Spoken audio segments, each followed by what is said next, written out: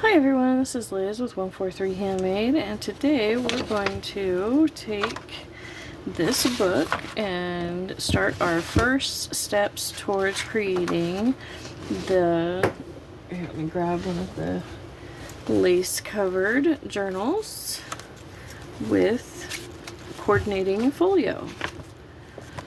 So that is what we are working on today.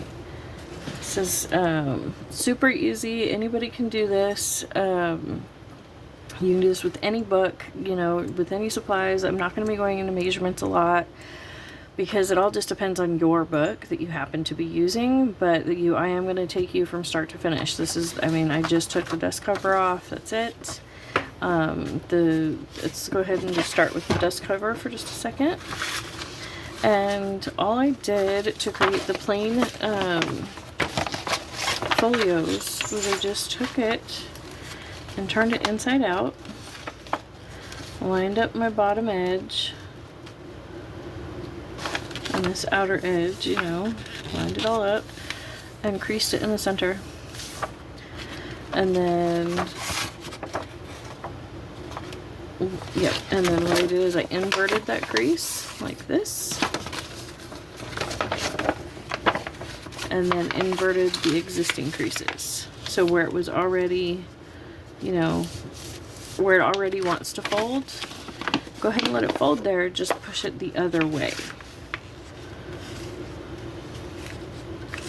And it doesn't matter if everything doesn't perfectly line up. We're just making a little extra folio to go with our junk journal. You know, it doesn't have to be exactly the same as anybody else's. It doesn't have to, you know, it's not even going in the book. It's just going to be, you know, an extra next to it. And see, so now we've got these folded in, and again, you can fold these in as much or as little as you want. You know, I recommend, you know, checking it and seeing, you know, if you like how much that's different. If you don't like that, then go ahead and do your fold again, you know, refold it. I want to go ahead and bring that in a little bit. I'm not worried about that extra crease. Okay, that needs to come in some more, or no, I brought it in too far, so now we're going to bring this one in a little bit. And as you can see, it can kind of get a little, you know, back and forth, you know, how much you want it. Or you can go ahead and measure this and get it right the first time. You know, it's up to you. So there we go. We got it nice and folded. And let me grab my glue. Okay, so I just, right here in this valley here, I go ahead and just add glue to fill the space and glue that down, and now you've got a flat folio instead of the dimensional dust jacket. See, and it's not wanting to pop open on me yet anymore. I'm gonna go ahead and grab a couple little clips just to hold that closed so I don't have to hang on to it, keep pressing down on it, because this is kind of shiny paper, and so sometimes the shiny paper, it needs a little encouragement for the glue to, you know, do its thing. You might notice it's a little bit ripped right there. That's totally fine. We can reinforce that with washi tape or, you know, any number of things. So from here, this is ready to just be set aside for a minute, because the pages that I use to create the inside pockets, you know, these pages, I get those out of the book. So we need to gut our book now. Now, if you've never gutted a book before, the easiest way to go about it is to, on these hardcover, a modern hardcover book, is to just pull the cover back and stick your finger down in there to create some space. And then very carefully cutting away from yourself, get your knife in there, and I like to cut just like a slit, and then I will lay it down and cut towards myself like this. And you want to do it carefully because you're trying not to cut through the cover, but at the same time, you know, I did cut through some of those covers because and it's totally fine because it's going to be covered with fabric. So if you end up totally cutting off, you know, cutting your cover completely off, that's okay. I will show you how to deal with that. It will not be a problem. But before I actually fight through the bottom, I go ahead and stick my finger in there because that pops off the glue. See that? And then now we can just kind of work it. And this is one of those things where it really depends on your book exactly what you need to do on this step. And so now I have pulled this back to where I can see through the light that I only have a very thin piece of paper right in through here. And so I can just lay my knife right in that valley and pretty much just go after it. There we go. And now I have a cover and I have my book block, my text block. So we'll be setting the cover aside for now. Let me put my blade away. Because I already did a bunch of these, I already know that I do not want to fuss with trying to, you know, take off. Okay, well, that peeled off super easy, but like I don't want to deal with trying to remove all of this glue, you know, all of this glue and this reinforcing mesh and all of that. It's just not worth it. And so all of these pages I will just be ripping out like so, the ones that I want to harvest. And as you can see, there's some absolute gold. There's a fair amount of white space in these particular books. Okay, you might notice I'm getting a little bit of a bump right there. So what I can do, another way to do this would be to grab your ruler just to help protect your fingers. If you really want to get super careful about it, they do have gloves that are specifically meant to wear when you're working with a rotary cutter, and you know, a fabric rotary cutter. But it would work really nicely here too when you're just working with a craft knife. It's for the hand that is holding the ruler, because obviously that is the hand that is most likely to be cut.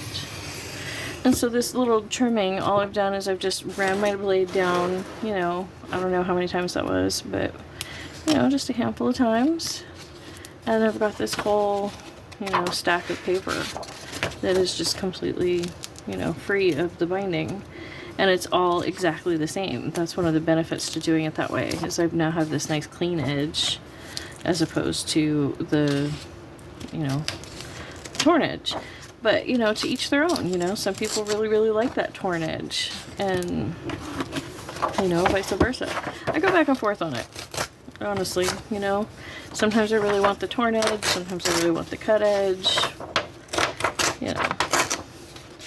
So, but I'm going to go ahead and flip back here to the back because I knew that back here there was a bunch of pages that had at least one full side.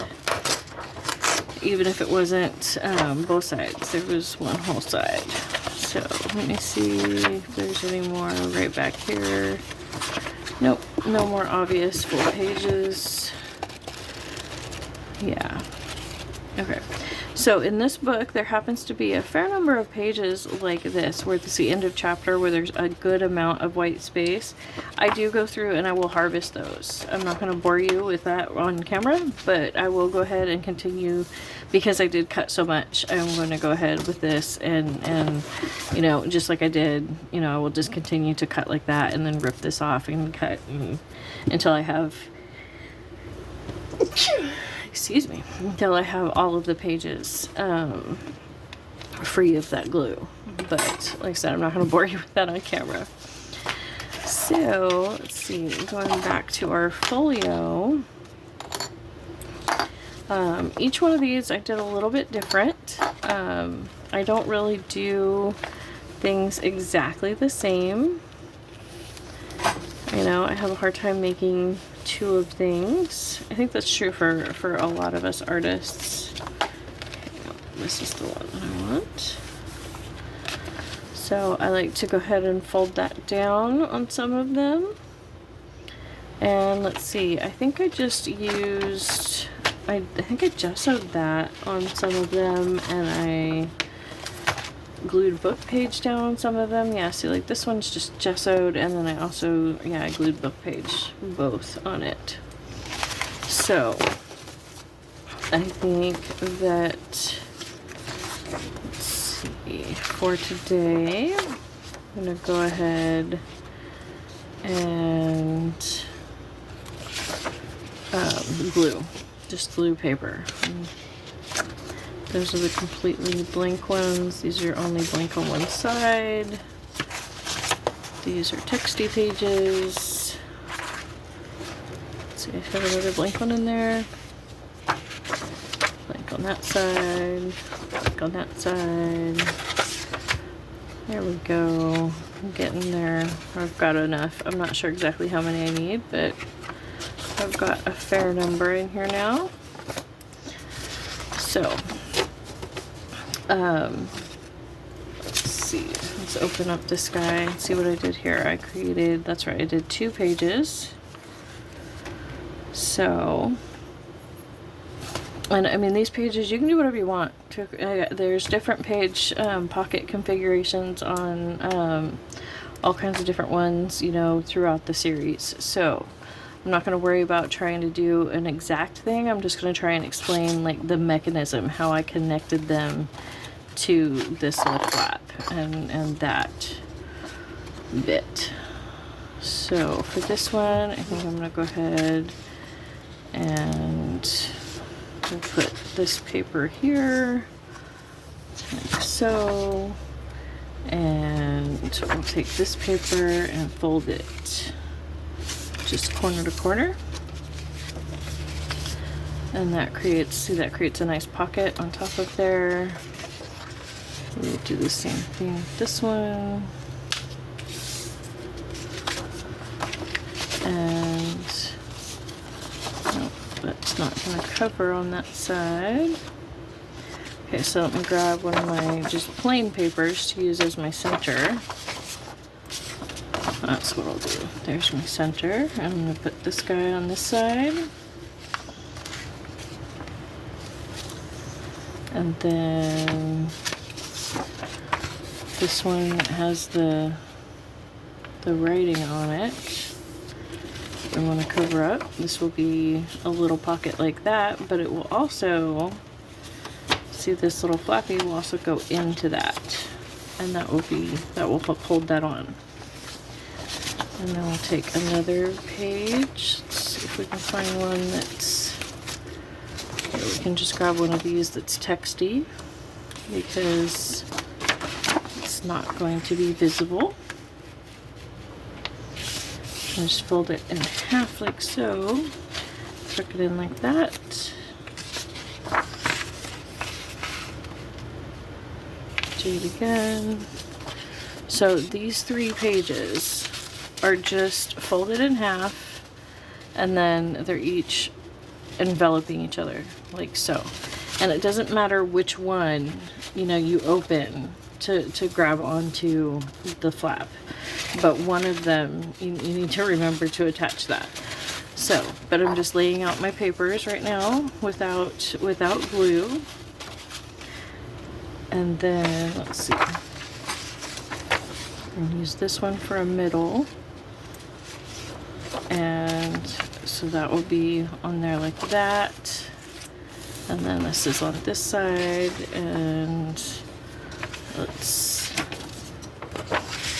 do this maybe, no, not that, like this.